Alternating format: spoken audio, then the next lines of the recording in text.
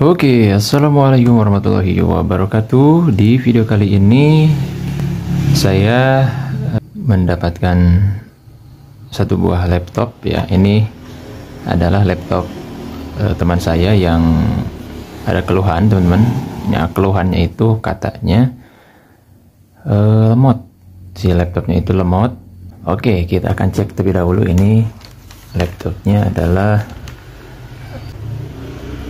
laptop dari Lenovo. Nah, untuk tipenya kita cek dulu. Nah, ini untuk tipenya yaitu Lenovo. Nah, yang ini ya, Lenovo IdeaPad 114 IBD ya. Nah, yang ini adalah tipenya. Oke, kemudian ini tahun produksinya yaitu sekitar tahun 2015 ya. Jadi usia laptop ini ya kurang lebih sekitar sudah 6-7 tahunan.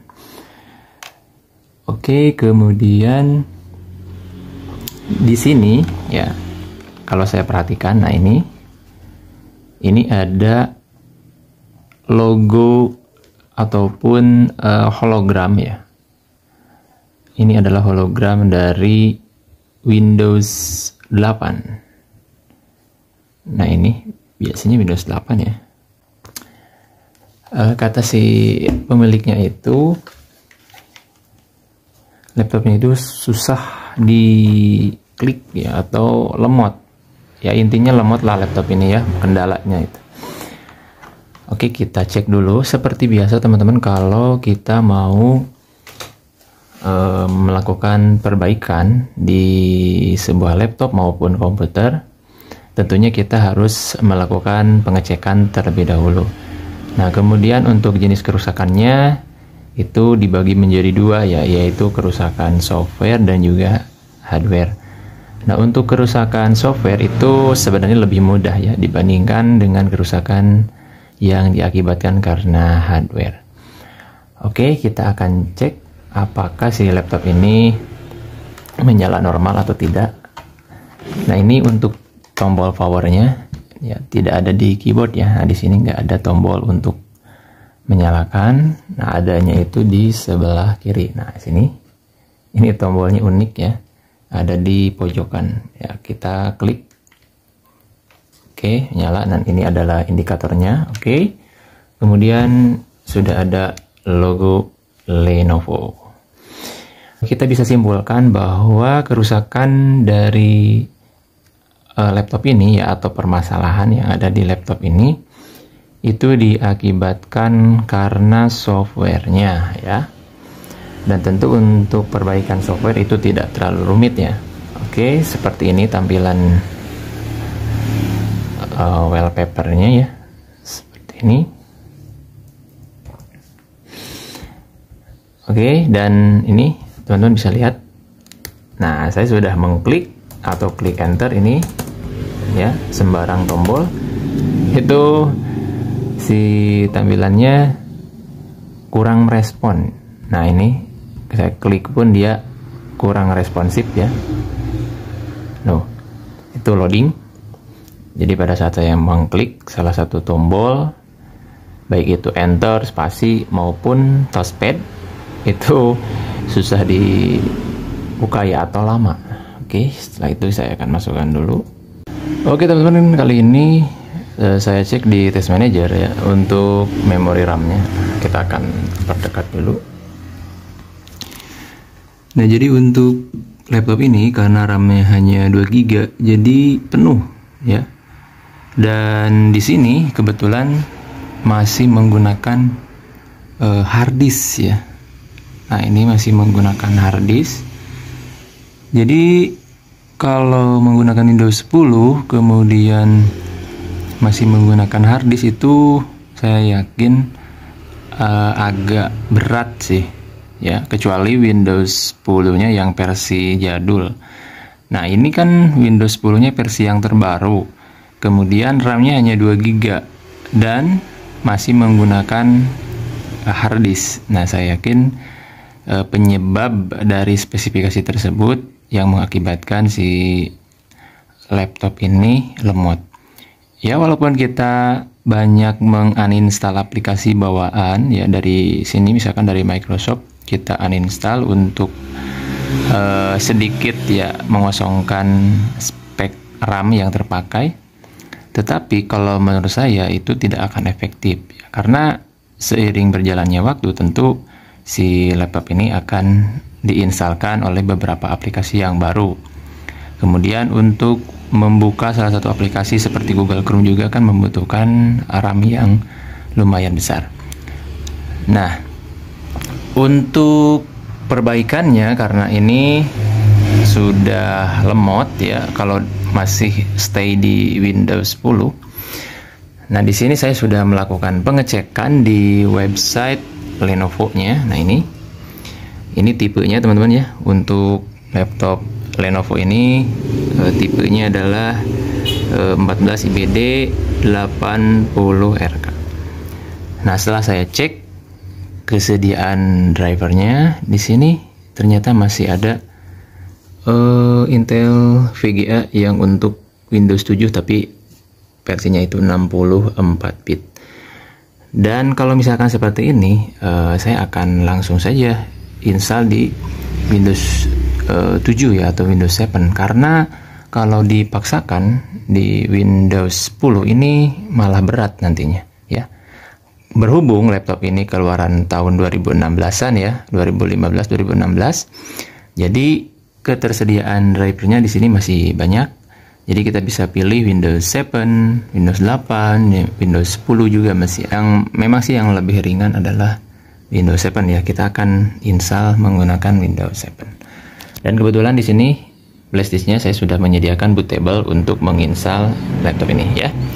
Oke, kita akan melakukan install Windows di laptop ini, tetapi dengan menggunakan Windows 7. Oke. Untuk mempersingkat waktu, saya akan percepat videonya sampai nanti berhasil melakukan penginstalan Windows. Dan jangan lupa selalu di charge ya atau di charger agar nantinya si laptopnya tidak mati pada saat melakukan instalasi. Oke. Untuk itu saya akan matikan dulu dan akan melakukan instalasi. Untuk melakukan instalasi, nah saya menyiapkan satu buah flash disk. Ini ukurannya kalau nggak salah sekitar 8 GB ya. Mereknya SanDisk. Saya sudah membuat bootable Windows 7. Nanti saya akan colokkan ya. Ini adalah port USB, dan teman-teman jangan sampai salah karena untuk port USB itu ada yang USB 2 ya, dan juga ada USB 3. Tentunya kan berbeda ya dari warnanya pun. Kalau yang USB 2 warna hitam, USB 3 itu warnanya warna biru. Nah, untuk menginstal kita pasang di sini ya. Kalau misalkan di warna biru di port yang USB 3 itu bakalan nggak bisa ya. Nah, ini flashdisknya saya colokkan di warna yang hitam atau USB 2. Nah, saya colokkan sini. Oke, setelah dicolokkan lalu saya nyalakan. Ini tombol powernya di pinggir.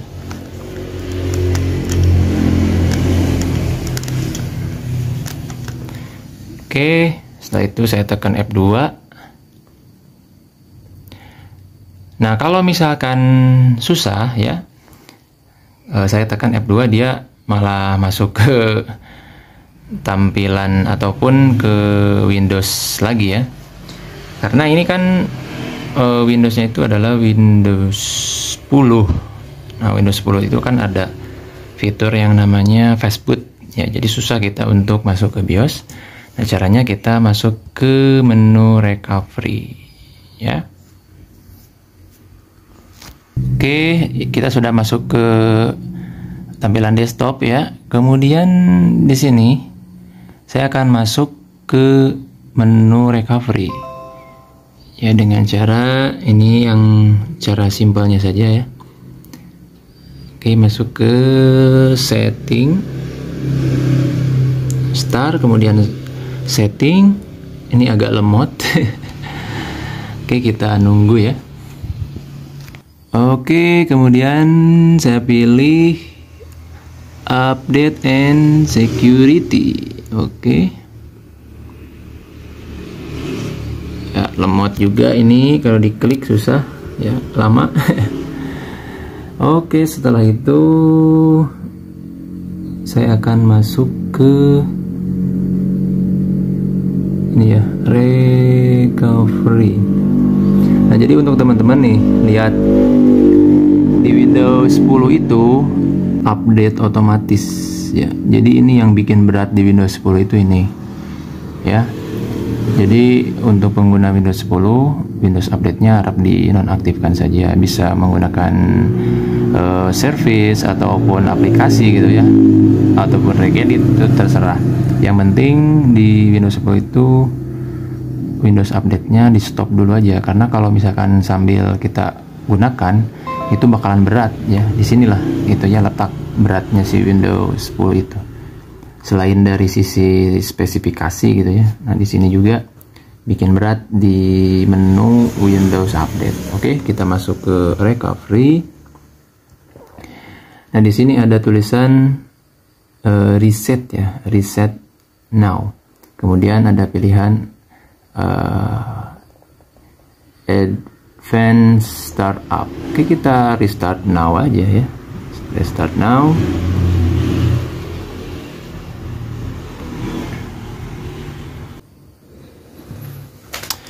Oke, kita sudah masuk ke tampilan apa sih ya namanya, recovery lah ya, untuk melakukan perbaikan. Nah di sini kan ada pilihannya. Kalau ini untuk mematikan langsung ya si laptop ini, atau kita nggak jadi misalkan melakukan recovery ya, kita tinggal continue. Kemudian ini digunakan untuk recovery yang menggunakan drive ya, bisa menggunakan USB, jaringan ataupun DVD. Nah, yang akan kita gunakan adalah troubleshoot. Nah, di sini ya. Kita pilih troubleshoot. Nah, kemudian pilih bagian advanced option. Karena kalau reset itu kita hanya menginstal ulang saja ya. Dan saya di sini berencana untuk menghapus total ya, atau mengganti sistemnya itu ke Windows 7. Jadi ini downgrade karena ya spesifikasinya memang yang lumayan bikin berat si laptop ini ya. Oke, advanced option. Nah di sini ada 6 pilihan dari system restore, go back gitu ya. Ini biasanya saya gunakan juga untuk berbagai keperluan ya. Nah, karena di sini saya rencananya mau masuk ke BIOS gitu, karena tadi kan pada saat si laptop ini saya matikan kemudian mau masuk ke BIOS kan agak susah ya, karena di Windows 10 itu kan ada menu ataupun ada fastbootnya gitu. Jadi agak susah kalau kita mau diklik F2 gitu ya. Kalau laptop-laptop jadul kan gampang.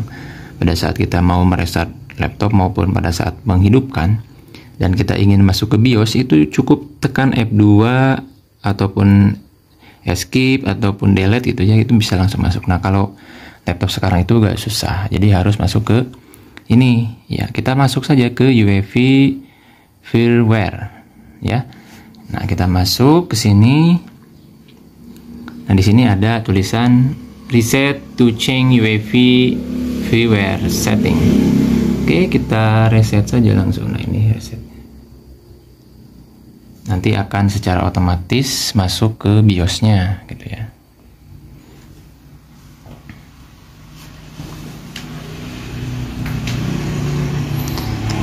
Ya, jadi seperti ini teman-teman, sudah masuk. Dan itu memang pengaturan di BIOS-nya ya, BIOS UEFI. Jadi kita agak sulit untuk masuk ke BIOS gitu. Nah, sebelum itu saya mau cek dulu bootable-nya. Nah, di sini kan boot mode-nya UEFI ya.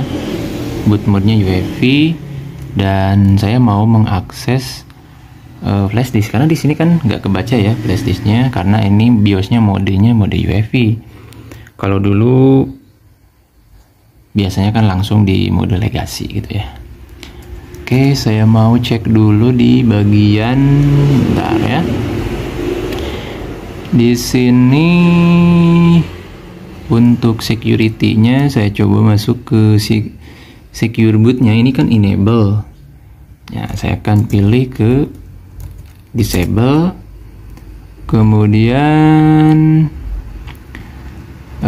di sini juga kan belum terbaca ya. Nah, di sini belum terbaca mode flash disk-nya gitu ya. Untuk bootnya itu belum ada.